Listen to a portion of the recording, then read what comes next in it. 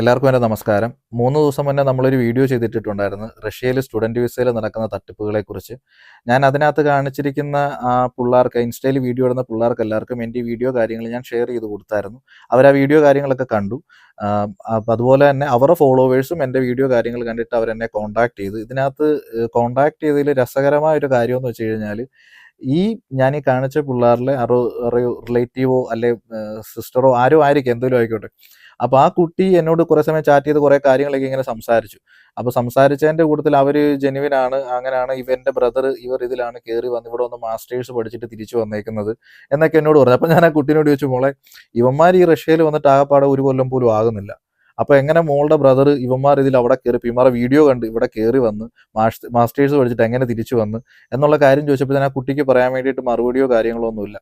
ഞാൻ ഈ പിള്ളേരെ ഇൻസ്റ്റ ID, ഇനിയിപ്പം നിങ്ങൾ എൻ്റെ വീഡിയോ കാണുന്നവർ, ഞാൻ അവരുടെ ഇൻസ്റ്റ IDയും കാര്യങ്ങളും കൊടുക്കാം. നിങ്ങൾ ഇവരോട് മെസ്സേജ് വെച്ചിട്ട് ചോദിക്കുക, നമ്മൾ ഈ പറഞ്ഞ കാര്യങ്ങൾക്ക് ഇവർക്ക് മറുപടി എടുക്കാനില്ലാത്ത എന്താണെന്നുള്ളതിൻ്റെ കാര്യം, മറുപടി തരാനില്ലാത്ത എന്താണെന്നുള്ളതിൻ്റെ കാര്യം മെസ്സേജ് വെച്ചിട്ട് ചോദിക്കുക.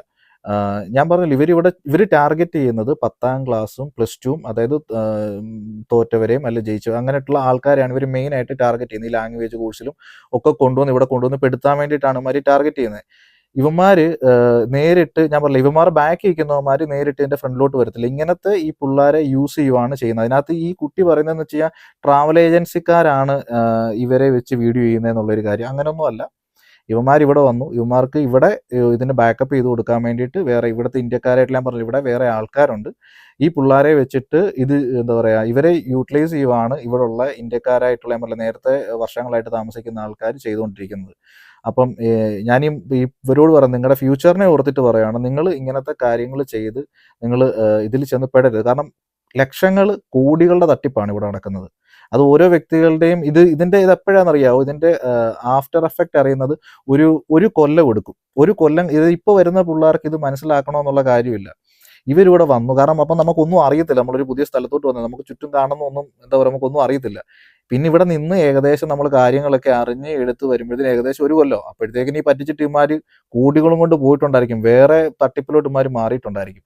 അതുകൊണ്ടാണ് നമ്മൾ ഈ വീഡിയോ ചെയ്തിട്ടിടുന്നത്. നിങ്ങൾ പഠിക്കാൻ വരുവാണെങ്കിൽ പഠിക്കാൻ വരിക, ജോലി ചെയ്യാൻ വരുവാണെങ്കിൽ ജോലി ചെയ്യാനുള്ള വിസയിൽ വരിക. അല്ല, ഇവന്മാർ ഇവിടെ നിന്നിട്ട് പഠനത്തോടൊപ്പം ജോലി, അതായത് ഒരു വളഞ്ഞ വഴിയുള്ള തട്ടിപ്പ്, മനസ്സിലായി? അതാണ് ഇവന്മാർ ഇത് ചെയ്യുന്നത്. White collar job. എന്നാൽ പിന്നെ ഇവനൊക്കെ വൈറ്റ് കോളർ ജോബ് ഇവിടെ വന്നിട്ടങ്ങ് ചെയ്തുകൂടെ? അതൊന്നുമില്ല.